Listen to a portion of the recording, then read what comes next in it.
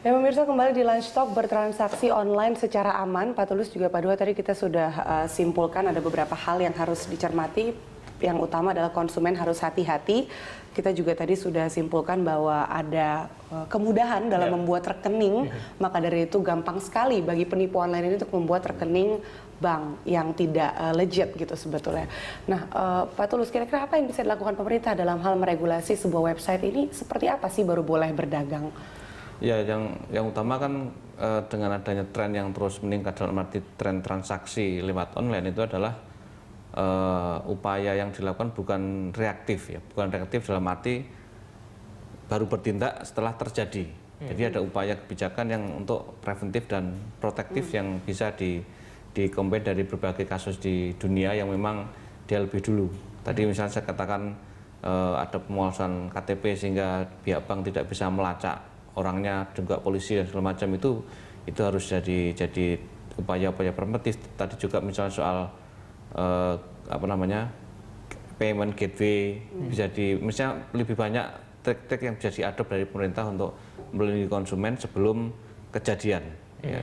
Itu yang saya kira jauh lebih penting, karena itu kalau tindakannya setelah kejadian itu ya terlambat begitu jangan-jangan. Ya, walaupun memang ada gium hukum kadang-kadang mengatakan kejahatan lebih maju beberapa langkah terhadap hukumnya itu.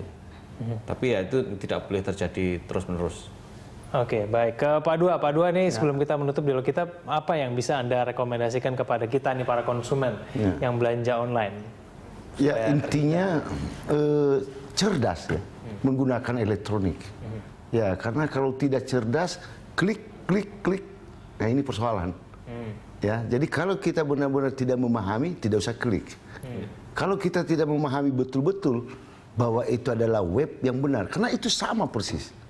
Ya, kalau kita tidak paham terus, bahwa lebih baik nggak usah berbelanja di sana. Yang nggak usah itu yang nggak meyakinkan seperti apa itu, Pak?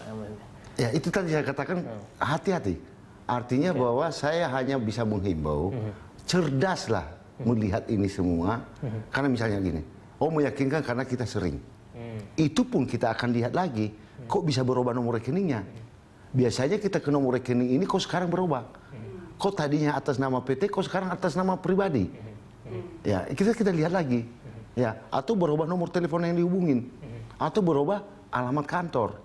Ya, kita memang harus bedakan begitu ya. Ya, bisa dibeda-bedakan semua. Kalau ini terjadi misalnya apalagi terjadi perubahan-perubahan nomor rekening, ya ini perlu juga diwaspadai. Lagi-lagi kecerdasan konsumen ya. Kecerdasan konsumen. Ini kan sudah banyak ya sekarang situs e-commerce, Pak, dari jualan blender, peralatan dapur, sampai rumah, properti, mobil dan sebagainya. Anda setuju nggak kalau harus ada badan dari pemerintah yang memberikan verifikasi terhadap website-website ini? Karena angka yang ditransaksikan juga nggak kecil ya. Nah, sebenarnya kan sudah ada itu kan. Boleh membuat web, boleh. Dan dari tempat-tempat belanja itu sekarang kan banyak yang sudah memang benar-benar mereka dikenakan pajak. Nah, persoalannya ini kan, ini namanya rumah. Ini terbuka, siapa saja yang masuk boleh. Ya, ini juga memang perlu. Sering kami juga kalau sudah kami dapatkan itu bekerja sama dengan Menkominfo. Ya, dan itu biasanya diblok. Kalau sudah diblok muncul lagi ya, itulah yang namanya teknologi cyber. Nah, Pak Tulus, ada nggak sih Pak Tulus yang mungkin Anda rekomendasikan di antara berbagai macam pilihan, ada rumah, motor, mungkin bahkan barang-barang sekecil pun yang menurut Anda itu paling rawan dijadikan tempat penipuan, itu ada nggak? Yang biasanya diperdagangkan itu? Pertama yang harus dihindari, jangan online lewat beli obat itu jangan online. Obat ya, paling rawan tuh ya? Itu paling rawan. Artinya bukan hanya rawan dalam arti penipuan, tapi obat kan punya efek samping. Ya, kalau makanan lain kan nggak seperti itu. Nah, itu yang bisa. Tapi dalam konteks pembayarannya mungkin saya kira untuk menghindari itu, kalau memang tidak pintar-pintar betul, jangan menggunakan kartu kredit misalnya. Ya. Tapi lewat cash transfer aja ke bank yang memang tidak menjebol sistem kita. Baik. Pak Tulus dan juga Pak Dua, kita lanjutkan dialog kita di segmen selanjutnya. Masih ada satu segmen lagi, bisa tetaplah bersama kami di Lunch Talk.